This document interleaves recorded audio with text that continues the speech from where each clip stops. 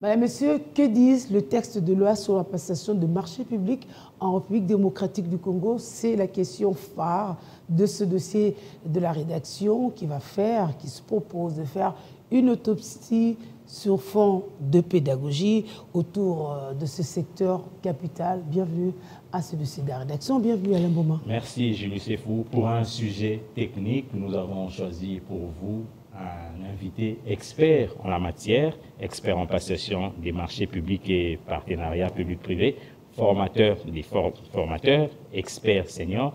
Il s'agit bel et bien de M. Alain Mukuna. Bienvenue M. Mukuna. Merci beaucoup, monsieur le journaliste. Alors, d'entrée de jeu, quel est l'état des lieux que vous faites en 2 mots de ce secteur de marché public en RDC? En 2 mots, ce que je peux dire, c'est qu'il y a suffisamment de textes qui régissent la passation de marché. Il y a déjà de bonnes pratiques qui sont implémentées, à part quelques dérives, ça et là, qui sont signalées. Donc voilà, en résumé, ce que je peux dire en rapport avec les textes, en rapport avec ce secteur clé. Est-ce que ces dérives sont dues à quoi? L'ignorance des textes ou mauvaise volonté? Oh, ça peut être dû parfois à une mauvaise connaissance des textes. Pourtant, la loi dit « nul n'est censé ignorer la loi », surtout pas les acteurs majeurs impliqués dans la passation de marché. Ils sont censés connaître, d'autant plus qu'au sein de notre législation, on a prévu une institution qui s'occupe de la formation, de préparer les cadres qui interviennent dans la passation de marché. Donc, après pratiquement, je dirais, 14 ans de mise en œuvre de cette loi, il serait inexcusable que nous puissions encore en train de connaître les dérives. Tout le monde se doit de respecter la loi. C'est quoi les marchés publics? Les marchés publics, la définition ne vient pas de moi, la définition vient de la loi elle-même, parce que tout ce que nous sommes en train de faire doit se référer à la loi. C'est pourquoi on dit état de droit, c'est un état où tout le monde est soumis à la loi. Et notre loi sur les marchés publics, on va peut-être donner plus de détails.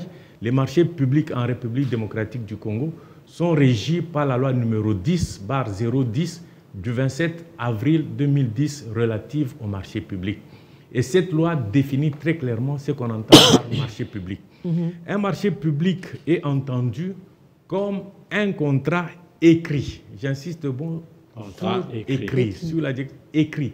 Donc la passation des marchés, ce n'est pas la tradition orale, ce n'est pas des choses qu'on se convient verbalement, mais c'est un contrat écrit par lequel un entrepreneur, un fournisseur ou un prestataire s'engage avec une autorité contractante. Ça signifie que c'est l'organisme qui veut passer un marché public, fournissant une contribution, une garantie financière, soit à réaliser des travaux, soit à fournir des biens ou des services, soit à exécuter des prestations intellectuelles moyennant un prix.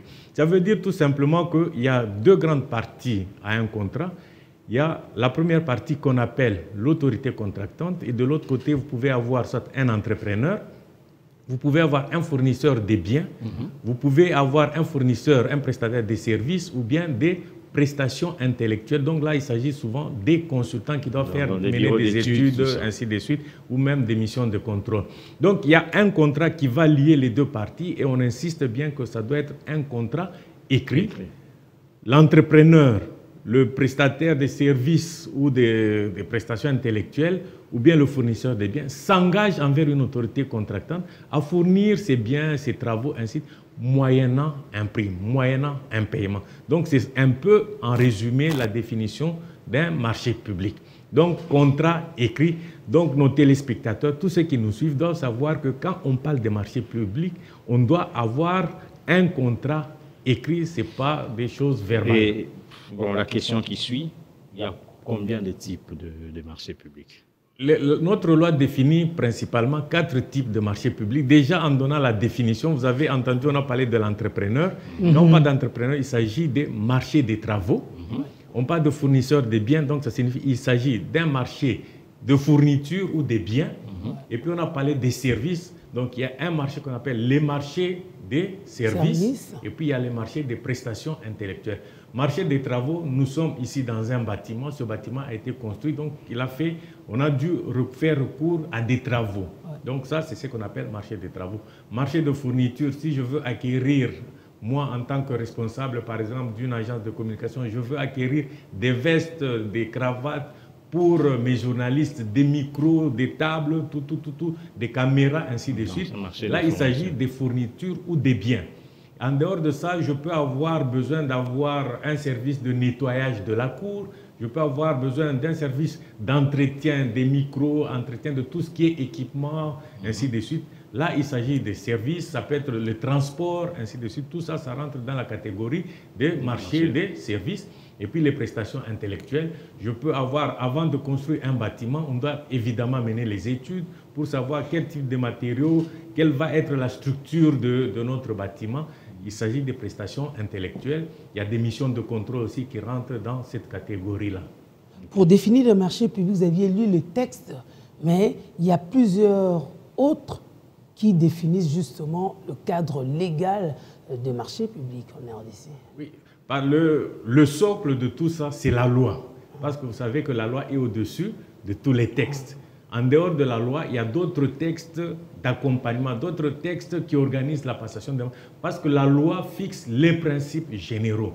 Mais en dehors de la loi, maintenant, de manière pratique, comment va s'organiser les marchés publics? C'est ainsi qu'il y a plusieurs autres textes qui accompagnent la loi, disons des textes d'application de la loi sur les marchés publics. Notamment. Nous pouvons citer je peux les lire, quelques décrets qui ont été pris par le Premier ministre à l'époque. Il y a le décret numéro 10/22 du 2 juin 2010 portant manuel de procédure de la loi relative aux marchés publics. Et ce texte-là a été actualisé. Il y a eu un autre texte qui a été promulgué l'année passée, un autre décret pour remplacer celui-là de 2010. Donc il y a un décret de 2023 qui est relatif à la procédure, un manuel de procédure de passation des marchés. Il y a le décret numéro 10/21 du 2 juin 2010 portant organisation et fonctionnement de l'autorité de régulation des marchés publics. Vous en avez souvent parlé de l'ARMP, autorité de régulation. Il y a tout un décret qui organise ce service. Il y a le décret 10/27 du 28 juin 2010 portant création, organisation et fonctionnement de la Direction générale du contrôle des marchés publics. En tant que journaliste, vous en avez entendu parler, on parle de la DGCMP, qui est un organe technique très important qui permet de faire le contrôle a priori. Ça signifie que toute procédure de passation de marché doit être contrôlée. De sorte que celui qui passe le marché, celui qui le contrôle, sont des fonctions totalement séparées et personne ne peut cumuler, aucune institution ne peut cumuler ces services-là. Et puis, il y a le décret numéro 10/32 du 28 décembre 2010. Vous voyez que l'année 2010 a été une année charnière pour la mise en place des textes portant création, organisation et fonctionnement de la cellule de gestion des projets et des marchés publics. On l'appelle, disons en sigle, CGPMP. En fait, ce sont ces organes techniques auprès de chaque institution qui s'occupent de passer les marchés régulièrement, qui s'occupent de dossiers administratifs, préparer les dossiers d'appel d'offres, gérer tout ce qui est procédure de passation des marchés. Ça s'appelle cellule de gestion des projets et des marchés publics. Donc, et ça, on les trouve auprès de chaque institution, dans les différents ministères, les établissements publics, les entreprises dans les provinces. Publiques, même dans les provinces, on les trouve conformément à la loi. Et puis, il y a aussi le décret numéro 10/33 du 28 décembre 2010 fixant les modalités d'approbation des marchés publics et délégation des services publics. Ça signifie que quand vous avez fait toute la procédure de passation de marché, au finish, il y a une autorité qu'on appelle autorité approbatrice. C'est cette autorité qui donne le caractère définitif et exécutoire. Donc, un marché qui n'a pas été approuvé, il est nul. Donc, c'est important. Donc, il y a tout un décret relatif aussi fixant les modalités d'approbation. Qui doit approuver les marchés, les différents seuils, ainsi de suite. Ça aussi, c'est clairement défini. Il y a le décret 10/34 du 28 décembre 2010 fixant les seuils de passation, de contrôle et d'approbation des marchés publics. Et puis, à l'époque, il y avait aussi une circulaire qui était prise par le Premier ministre parce que nous étions dans une phase transitoire entre le moment où on mettait les textes, le temps d'installer les cellules dans les différents services. Il fallait prendre des mesures transitoires. Il y a d'autres services qui n'avaient pas encore en leur sein des cellules de gestion de projet. Il fallait organiser ces services-là pouvaient être accompagnés par une autre cellule qui était mise en marche. Donc, c'est cette circulaire qui permettait un peu d'organiser cette transition-là. Donc, voilà, en gros, l'ossature juridique qui organise la passation des marchés en République démocratique du Congo. Donc, vous voyez qu'il y a une multitude de textes mis en place pour réglementer la passation des marchés. Et c'est comme ça que je vous ai dit tout à l'heure que la passation de marchés est suffisamment bien organisée par des textes en bonne et due forme. Maintenant, c'est peut-être au niveau de la pratique qu'on découvre qu'on peut avoir des... Donc, si j'ai bien compris, il y a deux parties dans les marchés publics. Il y a l'entreprise et de l'autre côté, il y a l'autorité contractante. Est-ce qu'il y a une entreprise, que doit faire une entreprise pour gagner un marché? Est-ce qu'il y a des préalables à la commande d'un marché public?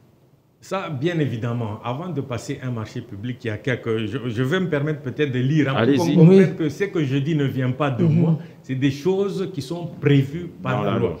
Ici, quand nous lisons dans notre législation à l'article 6, donc je suis en train de parler de la loi, à l'article 6, le chapitre 3 parle des préalables à la commande publique. Ça signifie avant de lancer un marché public, il y a des préalables, des choses qu'il faut d'abord accomplir avant de pouvoir lancer un marché public. Il y a d'abord le premier élément il faut identifier des projets. Ça signifie que si nous voulons acheter des micros, donc le projet, ce sera acquisition des micros. Donc c'est la première des choses à faire, il faut identifier les projets. Ça signifie que ces projets-là partent de besoins. Donc, il y a un besoin qui est exprimé par un service, un besoin qui se présente auquel il faut répondre pour donner satisfaction à ce besoin-là. On identifie déjà, donc ça donne naissance déjà à un projet. Et une fois que le projet est né, on fait maintenant l'évaluation de l'opportunité. Est-ce qu'il y a une opportunité vraiment à acheter les micros? Est-ce qu'il n'y en a pas d'autres? L'opportunité. On veut par exemple, ici à Kinshasa, le transport est devenu difficile, les embouteillages. Qu'est-ce qui fait? Est-ce qu'il y a une opportunité? On peut dire les embouteillages, c'est une opportunité, ainsi de suite, qui peuvent engendrer aussi un projet. Donc, l'évaluation de l'opportunité. Et puis, il y a l'intégration des besoins dans le cadre d'une programmation budgétaire. Vous savez, tout doit être planifié, tout doit être programmé. Ça ne suffit pas. Un marché ne commence pas par hasard. Vous avez identifié le projet, vous avez établi son opportunité. Maintenant, il faut le programmer, il faut de l'argent pour pouvoir le faire. Il faut le planifier, le programmer. Et en quatrième point, et ça c'est parmi les points très importants aussi sur lesquels on a toujours insisté, surtout au niveau de la Direction générale de marché, la disponibilité des crédits. Si vous voulez vous engager à acheter des micros, à lancer la procédure de passation de marché, vous devez vous assurer qu'au finish, il y a des crédits pour pouvoir payer. Et ça, c'est vraiment très important. Cela permet d'éviter parfois la discordance qu'on entend ici chez nous. Il a exécuté le marché, il n'est pas payé. Et même pour payer, il y a des délais qui sont prévus par la législation. Pour payer, on vous dit que, et dans le cadre du contrat, parce que tout ce que nous faisons doit être conforme au contrat. Et dans le contrat, généralement, on a coutume de dire que vous avez 30 jours pour payer une facture. Au-delà, cela peut entraîner ou entraîne des intérêts moratoires. Mais pour payer, il faut avoir de l'argent, il faut avoir une disponibilité des crédits. Et ça, c'est très, très important comme préalable. Et puis, il y a aussi la planification des opérations de mise à concurrence. C'est-à-dire? La planification, ça signifie que si vous devez acheter les micros, il n'y a pas qu'un seul fournisseur ou un seul vendeur de micros. Ils sont nombreux. Si on veut construire un bâtiment, il y a plusieurs sociétés de construction. Maintenant, comment est-ce que nous allons procéder pour pouvoir sélectionner le candidat qui va exécuter le marché? Donc, on dit mise à concurrence et entendez par là, un des principes majeurs, on reviendra peut-être sur les principes, un des principes majeurs, c'est l'appel d'offres. Il faut lancer l'appel d'offres. L'appel d'offres va consister pas n'importe comment. On va le dire tout à l'heure. On est dans les préalables, peut-être laissez-moi le temps de lire un peu les préalables pour que ceux qui nous suivent comprennent quels sont les préalables. Et ça, on comprend que la disponibilité des crédits est très importante. Et puis la planification de la mise à concurrence des candidats. Parce qu'il y en a plusieurs. Comment sélectionner? Quels doivent être les critères de sélection? Est-ce que je vais le confier à mon frère Alain Bouma parce qu'il est de ma province, parce qu'il est de mon territoire, ou bien parce qu'il est mon homonyme, nous portons le même, et puis nous avons les cravates de même couleur? Non, ce ne sera pas ça le critère.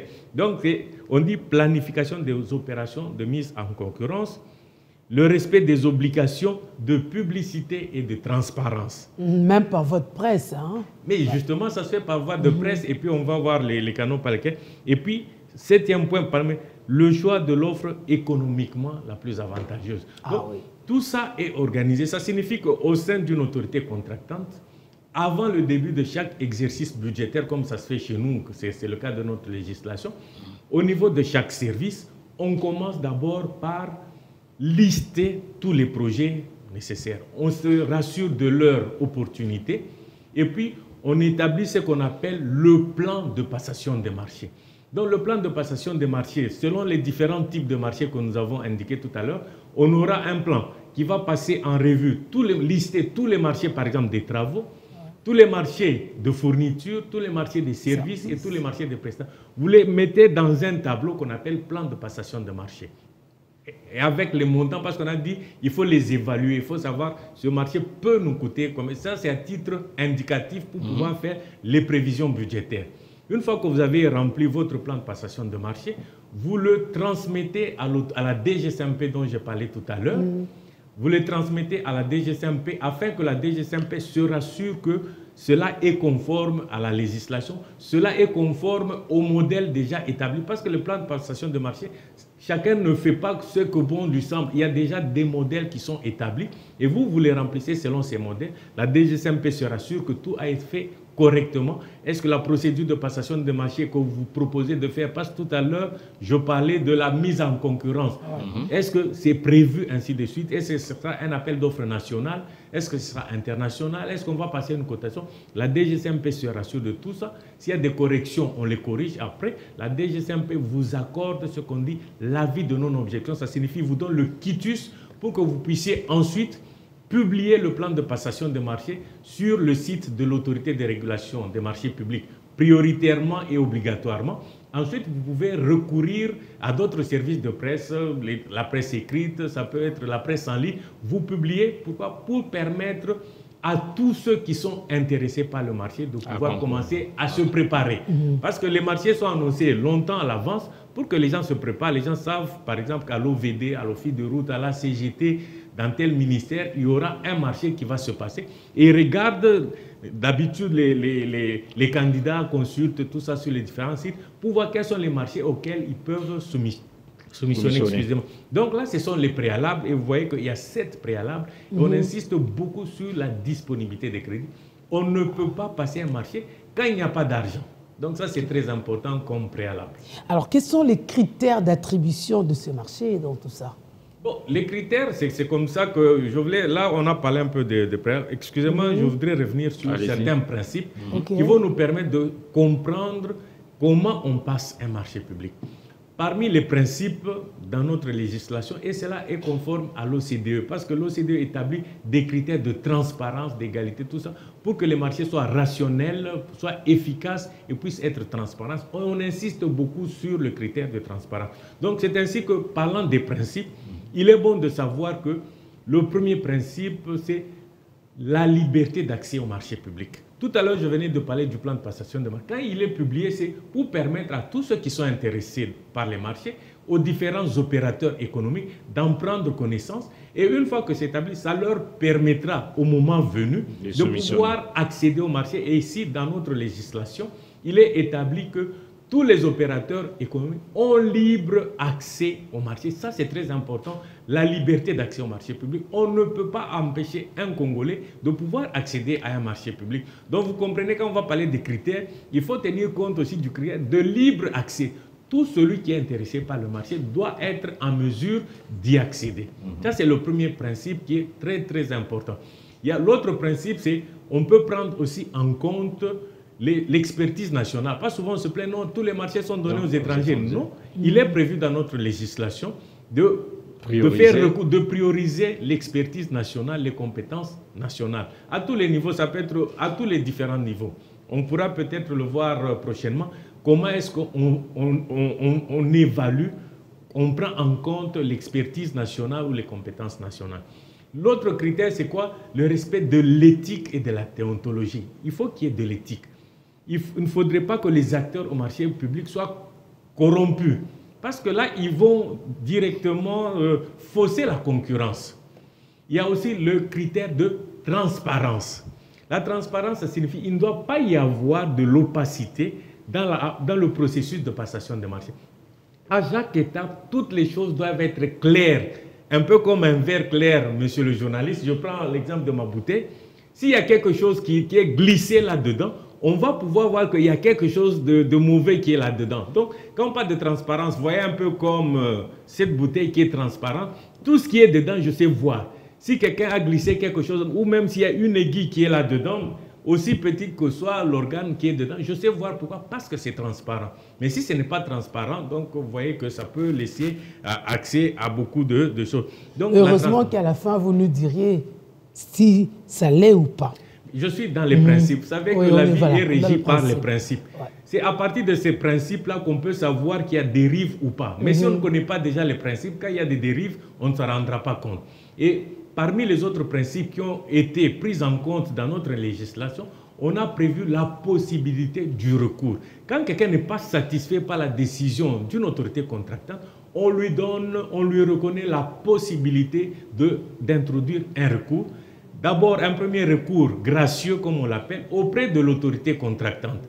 Et si la personne n'est pas toujours satisfaite, elle peut recourir au comité de règlement des différends qui est au sein de l'ARMP, Autorité de régulation des marchés publics. Et s'il n'est toujours pas satisfait, il peut recourir aux cours et tribunaux. Et là, il aura Constant Moutamba sur son chemin. Donc ça, c'est simplement pour dire que donc, les cours et tribunaux rentrent aussi, et il y a plusieurs organes aussi de contrôle des marchés publics. Donc, voilà un peu les principes. Donc, vous comprenez à partir de ces principes, madame, pour revenir à votre question, et pour dire les critères sont contenus généralement dans un dossier qu'on appelle dossier d'appel d'offres. Le dossier d'appel d'offres, c'est ça qui va permettre à l'autorité contractante d'être en contact avec les différents candidats. Donc, il y a un document qui est préparé qui définit tous les critères nécessaires pour la passation des marchés et on ne peut pas, au stade de l'évaluation, sortir de ces critères. Les critères sont comme les règles de jeu qui sont établies dans le dossier d'appel d'offres et dans le dossier d'appel d'offres, ça permet à chaque candidat de préparer son offre et sa soumission. Et ça, c'est très important. Là, ça dépend des types de marchés. Évidemment. Par exemple, mais quel est le critère qui revient dans tous les types? Bon, les critères, ça dépend. Les critères, en réalité, c'est quoi? C'est vous, par exemple, si je veux acheter les micros ou les caméras, c'est moi, le service bénéficiaire, qui définit d'abord les prescriptions techniques. Quelle est la qualité des micros que je veux avoir?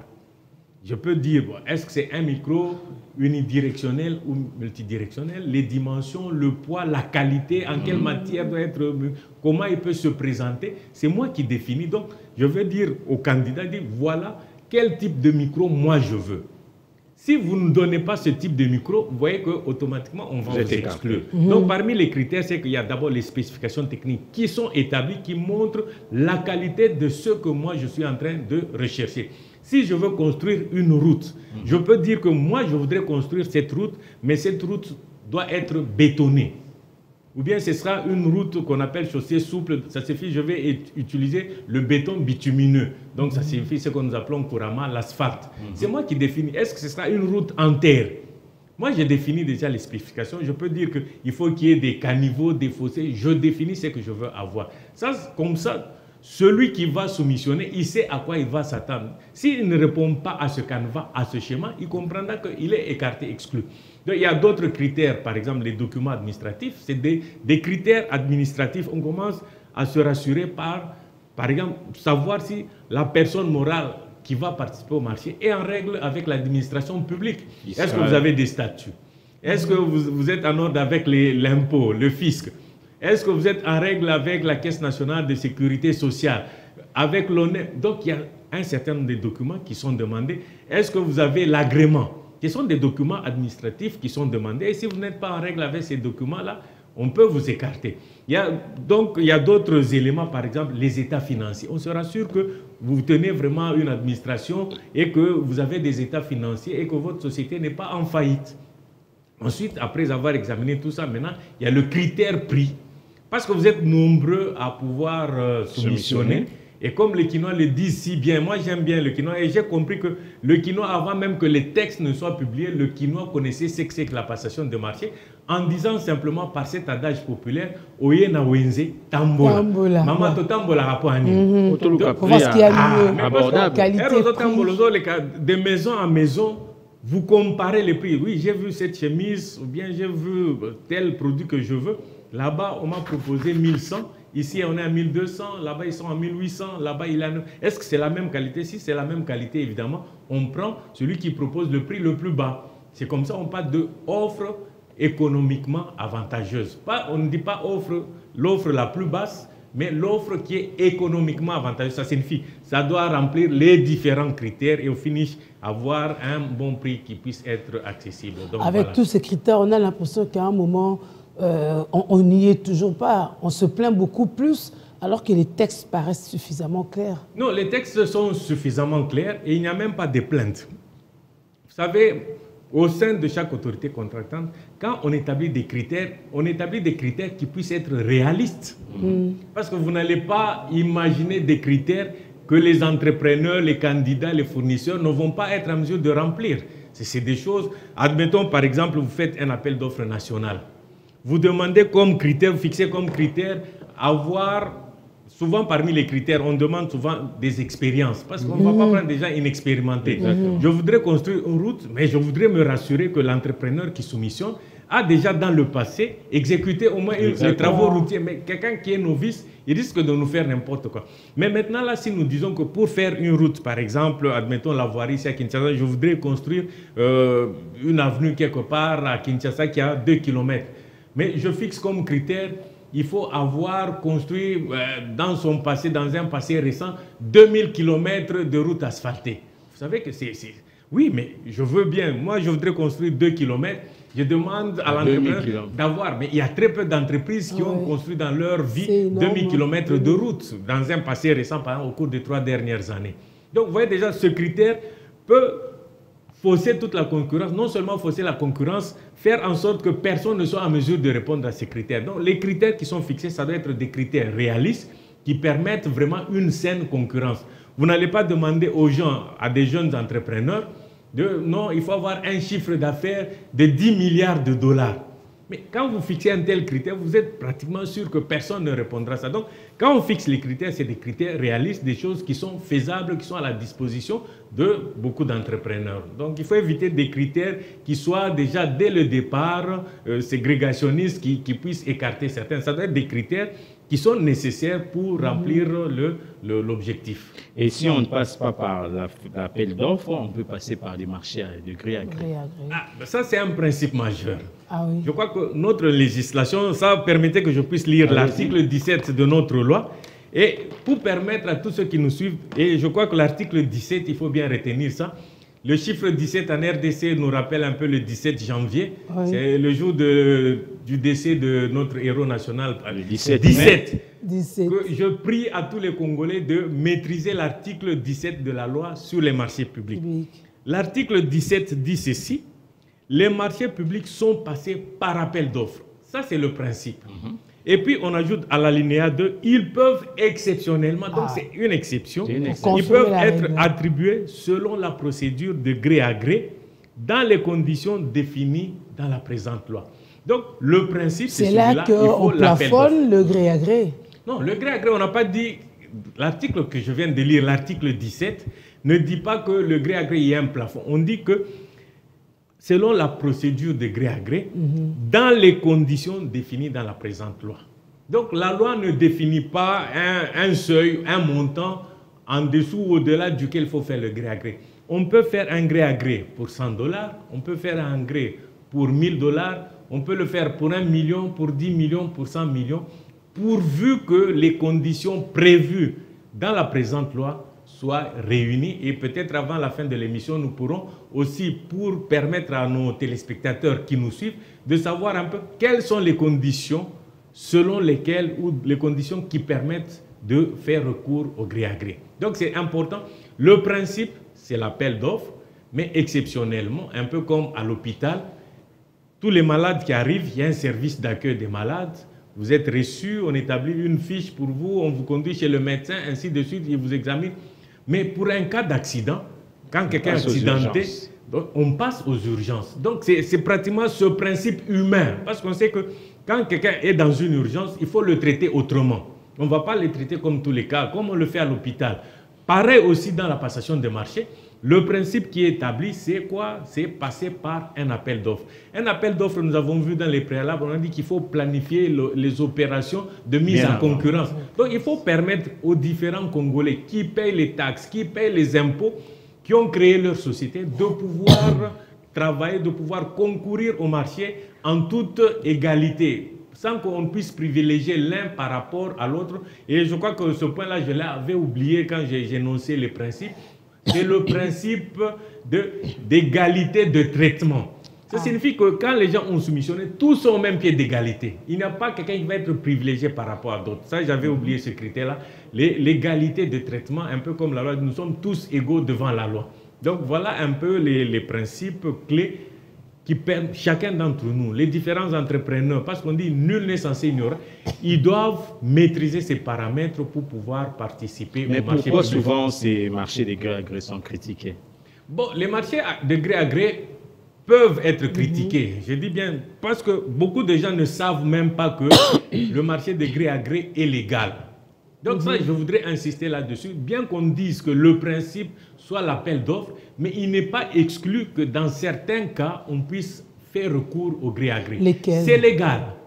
Lesquels? Est-ce qu'on peut d'abord se comprendre, oui, monsieur le journaliste? C'est légal. C'est légal, c'est l'article 17. Voilà. Donc, à la sortie de notre émission, il faudra que nos téléspectateurs retiennent bien l'article 17. L'article 17 janvier, 17 mai. Bah, voilà.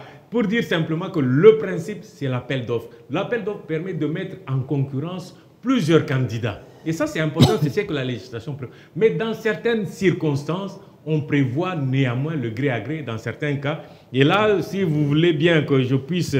Parce que tout ce que j'ai dit, il faut que cela ait un fondement de la loi.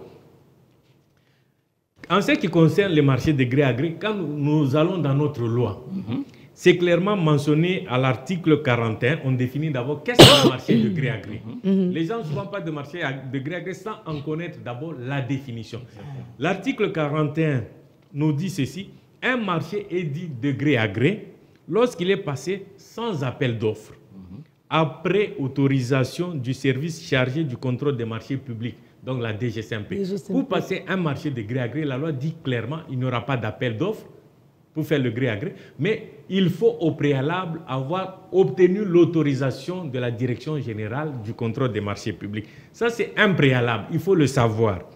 La demande d'autorisation de recours à cette procédure décrit les motifs la justifiant. Ça signifie que l'autorité qui veut faire recours au gré à gré doit pouvoir justifier par une lettre adressée à la DGCMP quels sont les motifs qui le poussent à faire recours au gré à gré.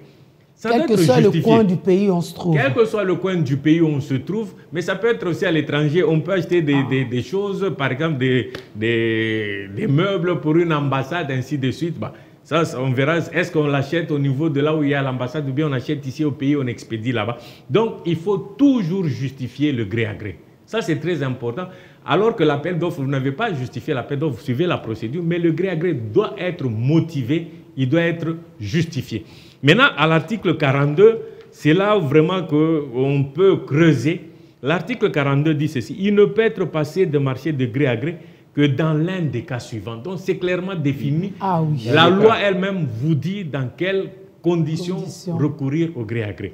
Le premier point, on dit, lorsque les besoins ne peuvent être satisfaits que par une prestation nécessitant l'emploi d'un brevet d'invention, d'une licence ou des droits exclusifs détenus par un seul entrepreneur, un seul fournisseur ou un seul prestataire. Il a des droits exclusifs parce qu'il a soit une licence, parce qu'il est lui-même l'inventeur de son produit. En ce moment-là, parce que c'est lui l'inventeur, il a l'exclusivité. On n'a pas de choix. Je peux même donner un cas ici, certains cas de monopole. Quand vous voulez avoir l'eau chez vous, qu'est-ce que vous faites? Il n'y a que la régie des eaux. Il n'y a que la régie des eau, il n'y aura pas d'appel à l'eau. Donc vous traitez directement avec la régie des eaux. Mais heureusement que maintenant, on est en train d'ouvrir tous les différents secteurs pour permettre à d'autres acteurs d'entrer dedans. Exactement. Donc là, nous comprenons que pour passer le gré à gré, ça doit être motivé par un brevet d'invention, une licence ou bien des droits exclusifs. Ça, c'est clair. Deuxième cas, deuxième condition, lorsque les marchés ne peuvent être confiés qu'à un prestataire déterminé pour des raisons techniques ou artistiques. Peut-être techniquement, il est le seul qui soit en mesure de vous construire un barrage. Il est le seul. Techniquement, il est fort. Vous comprenez que dans ce cas-là, pour des raisons techniques ou artistiques, là, vous pouvez recourir au gré à gré. Troisième cas, dans les cas d'extrême urgence, pour les travaux, fournitures ou services que l'autorité contractante fait exécuter en lieu et place de l'entrepreneur, du fournisseur ou du prestataire défaillant. Ça signifie que nous avons appliqué le principe. Nous avons lancé un appel d'offres, par exemple, pour construire des écoles dans le cadre, admettons, de PDL 145 territoires. Quelqu'un a gagné le marché. Il commence à exécuter le marché et puis son entreprise tombe en faillite. Il est défaillant, il n'est plus en mesure d'exécuter le marché et que la rentrée scolaire approche. Qu'est-ce qu'on fait? Dit, mais ce monsieur-là n'est pas en mesure d'exécuter ce marché. Qu'est-ce qu'on va faire? En tout cas, on le remplace, on prend quelqu'un d'autre qui a l'expérience, qui soit en mesure de nous construire rapidement les écoles, de sorte qu'à la rentrée scolaire, cette école soit fournie, même que cela peut être pareil pour les bancs, pour que cela soit fait. En ce moment-là, comme quelqu'un est défaillant, un entrepreneur qui avait remporté le marché normalement, il est défaillant. En ce moment-là, on le remplace. Pourquoi? Parce qu'on dit clairement, parce qu'il y a un cas d'extrême urgence. Ces choses-là, on peut le comprendre aussi. On le verra tout à l'heure, ça peut être un pont qui s'est effondré, il faut rapidement rétablir le trafic. Quelqu'un vous avait confié, le marché n'est pas en mesure de le faire. En ce moment, on se dit, on ne va pas continuer à attendre tellement. Il y a extrême urgence. Et je crois que le législateur a bien pesé les mots en disant extrême urgence. Ce n'est pas n'importe quelle urgence, mais il faut que ce soit une urgence extrême. Et puis là, on remplace un entrepreneur, un fournisseur qui est défaillant. Donc ça, c'est très important. Le quatrième point, c'est dans le cas d'urgence impérieuse, motivée par des circonstances imprévisibles ou de force majeure, ne permettant pas de respecter les délais prévus dans les procédures d'appel d'offres et nécessitant une intervention immédiate. Donc là, ça signifie qu'on dit clairement qu'il s'agit d'urgence impérieuse motivée par des circonstances imprévisibles. Je donne un exemple. Nous savons tous que présentement, pour aller à l'aéroport, nous n'avons qu'un seul point de passage, c'est le pont Djily. Pour un cas de force majeure, je prends un cas au hasard, ne me donnez pas ne me prêtez pas de mauvaises intentions. Oui. Admettons qu'il y a quelqu'un qui est venu, qui a saboté le pont Djily. Maintenant, là, les gens ne savent plus passer pour aller à l'aéroport. Est-ce que c'était un cas prévisible? Non, personne n'a prévu que quelqu'un allait plastiquer le pont Djily. C'est un cas de force majeure, circonstances imprévisibles. En ce moment-là, qu'est-ce qu'on fait? Réaction urgente, pas question de passer... Il faut agir dans l'immédiat. Donc, pas besoin de passer par appel d'offres. Parce que l'appel d'offres, il faut noter que quand on fait une procédure de passation de marché, ça peut vous prendre 2, 3, 4, 6 mois parfois. Si vous avez lancé un marché, il a été déclaré infructueux, il faut le reprendre. Vous pouvez aller à 6 mois, 8 mois, ainsi de suite. Mais si vous devez attendre 8 mois, donc ça signifie que les populations qui doivent aller à l'aéroport, les populations entre Tchangou et le reste, et la circulation est interrompue. Vous savez que c'est une route, ce pont-là, combien il est important. Donc, ça va exiger une intervention immédiate. Donc, ça, c'est le cas dans lequel on peut faire recours à un marché de gré à gré. Je ne sais pas si déjà ces cas sont suffisamment clairs, oui. Mais le dernier point, c'est lorsqu'il s'agit des marchés spéciaux définis aux articles 44 et 45 de la présente loi. Les marchés spéciaux, ce sont les marchés qui concernent la défense, la sûreté de l'État. Donc ça, il y a des secrets d'État qui doivent entourer tout ça. Vous n'allez pas mettre ça sur la place publique. Donc c'est dans ces cas-là où on peut avoir, quand vous achetez des armes, vous n'allez pas lancer l'appel d'offres pour que vos ennemis potentiels sachent quels sont les matériels que vous avez acquis, ils connaissent votre force et peuvent vous surprendre. Quand et comment intervient le PPP? Bon, le PPP, moi, je souhaiterais, madame, qu'on le voie peut-être... Parce que le PPP, c'est encore d'autres spécificités. C'est aussi, il y a une loi à part qui organise les PPP, qui est le partenariat public-privé. Donc là, ça signifie que dans le cas d'espèces, généralement, qu'est-ce qui se passe pour les marchés publics? Ça signifie que l'administration, l'autorité contractante, fait elle-même les études, prépare des bordereaux qu'elle va soumettre aux entrepreneurs, fournisseurs pour les remplir. Mais dans le partenariat public-privé, en ce moment-là, les deux parties, ça signifie qu'il y a d'une part le public qui va faire recours au privé. Ça peut être dans le cadre du financement. Et généralement, pour les marchés classiques, c'est l'administration qui finance, généralement. Mais dans le PPP, il est permis maintenant au privé, au secteur privé, d'entrer en contact, de signer des contrats de partenariat avec ces banques, ces bailleurs de fonds, pour venir intervenir et à ces risques et périls. Là, on fait la répartition des risques. Le contrat, généralement, le contrat de partenariat public-privé, ce sont des contrats de longue durée. Ça peut prendre des contrats de 15, 20, 30, parfois même à 75 ans. C'est comme avec le port, la construction du port. Voilà, par exemple. Donc, vous voyez que c'est d'autres types. Là, on pourra peut-être y revenir, mais comme les marchés qui sont... on pourra arranger un autre numéro pour parler spécifiquement de partenariat public-privé pour lesquels, d'ailleurs, je venais de suivre un peu notre formation. Vous venez d'étaler les principes par rapport à la loi sur les marchés publics, mais au regard de tout ça, est-ce qu'au Congo, ça marche ou ça marche pas? On peut se dire qu'on est conforme à la procédure. Ici au Congo, je dirais ceci. D'abord, toutes les institutions dont j'ai parlé sont mises en place et jouent pleinement leur rôle. Et les autorités contractantes, parce que j'ai dit il y a les ministères et autres, c'est des choses qui se font, les appels d'offres sont lancés, ça et là, si vous suivez régulièrement dans la presse, il y a des appels d'offres qui sont lancés. Donc, nous sommes en plein exercice de la loi sur les marchés publics, mais ça et là, les dérives ne manquent pas. C'est comme le code de la route. Le code de la route est là, il est existant. Mais est-ce qu'on le respecte? Certains le respectent, d'autres non. Et ceux qui ne le respectent pas, il y a des sanctions qui sont prévues. Donc, même pour le cas des marchés publics, il y a des sanctions qui sont prévues à l'encontre de l'autorité contractante qui viole la loi sur les marchés publics, à l'encontre des prestataires de services, entrepreneurs, tout ça qui se sont plongés dans la corruption ou bien qui n'ont pas exécuté les marchés. Il y a des sanctions qui sont prévues. Donc ces sanctions-là, c'est pour décourager les dérives et les mauvaises pratiques des marchés publics.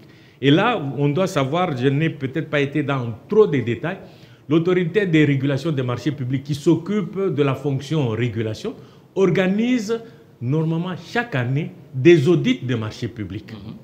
Pour auditer, voir, se rassurer que vous avez respecté les procédures. Et si vous ne les respectez pas, il y a des sanctions administratives et puis des sanctions pénales qui sont prévues. Et vous devez savoir, et ça je le dis à l'attention aussi de nos téléspectateurs, des entrepreneurs, de tous les candidats, de tous les opérateurs économiques, il y a des sanctions. Si vous n'avez pas respecté les règles de passation de marché, on peut vous mettre dans un premier temps, vous exclure temporairement des marchés publics. Donc, vous n'allez pas, pendant une période donnée, qui ne peut pas dépasser 5 ans, vous pouvez être exclu de la participation au marché public. Vous imaginez quelqu'un qui est opérateur économique, qui ne participe pas au marché public, c'est dangereux. Ça fait un mandat présidentiel. Il n'aura à soumissionner qu'au marché privé. Or, on sait que le plus grand opérateur des marchés, le grand fournisseur des marchés publics, c'est l'État. C'est l'État qui a vraiment beaucoup de moyens pour passer les marchés. Donc, et si vous êtes exclu de ce marché-là, c'est vraiment pénible pour vous. Et pour pallier la situation, l'expert a des recommandations à faire pour garantir la transparence, la concurrence et la qualité des marchés. Non, ce qu'on peut simplement dire, c'est que la loi est là, il faut simplement l'appliquer. Il n'y a nulle autre chose à faire que d'appliquer la loi. Vous adressez à qui pour appliquer la loi? Mais pour appliquer la loi, c'est tout le monde. C'est comme le code de la route. Est-ce qu'il y a quelqu'un qui doit respecter le code de la route, quelqu'un d'autre? Non, ça s'adresse à tout le monde. Parce que je vous ai dit qu'un marché public, c'est un contrat écrit, signé entre deux parties. Ça signifie que les deux parties doivent respecter les principes. L'autorité contractante, quand on dit que le principe, c'est l'appel d'offres. Donc, aux autorités contractantes de lancer les appels d'offres. de n'avoir recours au gré à gré que dans les conditions que nous venons de passer en revue. Ça, c'est le principe. Quand l'autorité contractante établit les critères, ça ne doit pas être des critères exclusifs. En fait, je veux dire qui excluent d'autres candidats. Voilà. Non, ça doit être des critères qui ne privilégient pas certains au détriment des autres. Les spécifications techniques doivent être neutres, ça ne doit pas être orienté. Ça, c'est en rapport avec l'autorité contractante. De faire la procédure de passation de marché telle que c'est prévu par la loi. Maintenant, les candidats, il y a aussi des critères qui sont prévus. Parmi les critères généralement auxquels parfois les gens... Le premier critère, lorsqu'on fait la remise des offres, il y a une date prévue, un lieu indiqué et puis une heure déterminée. On vous dit que les offres doivent être remises, par exemple, le 27 octobre à Biwan. On donne l'adresse précise de Biwan, dans quel local il faut déposer les offres. Et l'heure limite, on dit 14 heures. Vous savez, dans la passation de marché, si vous arrivez à 14 heures, 1 minute, après l'heure, ce n'est pas l'heure. Moi, j'ai vu des cas, quelqu'un arrive avec 1 minute de retard. Vous imaginez, pendant tout un mois, vous vous êtes préparé, vous avez demandé des garanties aux banques. Et à la dernière minute, pour 1 minute de retard, vous êtes exclu de la compétition. La ponctualité et des rigueurs. La ponctualité et des rigueurs. Il faut savoir répondre aux critères. Et ceux qui ont tendance à aller souvent soudoyer les opérations, c'est interdit. La corruption est une infraction. Donc il y a comme ça les conflits d'intérêts. Il y a beaucoup d'infractions qui sont prévues dans la loi qu'il faudra simplement éviter. Donc c'est un peu ça que nous pouvons dire à l'attention de nous tous. Le respect de la loi sur les marchés publics, ça va éviter les dérives. Les téléspectateurs comprennent que la matière est vraiment abondante et ça nous exige des tomes et des tomes. Exactement. Et le temps nous imparti est presque arrivé à son terme. Nous avions reçu pour vous, mesdames, messieurs, Alain Mukuna, expert en passation des marchés publics et partenariats publics-privés, formateur des formateurs et expert senior. Monsieur Mukuna, c'était un réel plaisir de vous recevoir sur ce plateau. Merci beaucoup de m'avoir invité pour que nous puissions partager cette expertise, parce que ce que nous connaissons, nous sommes un peu, comme on dit dans la Bible, la lumière. On ne doit pas cacher la lumière doit être placée sous le boisseau sur une table pour éclairer. On voudrait éclairer les téléspectateurs, les opérateurs économiques et même les autorités contractantes pour que tout le monde applique exclusivement et strictement la loi telle qu'elle est dite et elle est promulguée. Merci beaucoup. Nous espérons que nos téléspectateurs auront plus d'éclairage par rapport au partenariat public-privé dans nos prochaines éditions, nos prochains numéros. Merci. Monsieur le formateur, merci pour l'éclairage. Merci. S'il y a des questions, peut-être que les téléspectateurs posent des questions, moi je serai toujours prêt à venir répondre à ces préoccupations. Exactement. Parce qu'on veut que notre peuple acquiert la connaissance, étant donné que dans la Bible on dit que mon peuple est détruit parce qu'il lui manque la connaissance. Certains sont écartés de la course parce qu'il leur manque la connaissance. Exactement. Ils doivent en avoir la connaissance. Merci beaucoup. Merci beaucoup. Madame, Messieurs, c'est la fin de ce dossier de la rédaction. Nous nous retrouvons prochainement. Au revoir.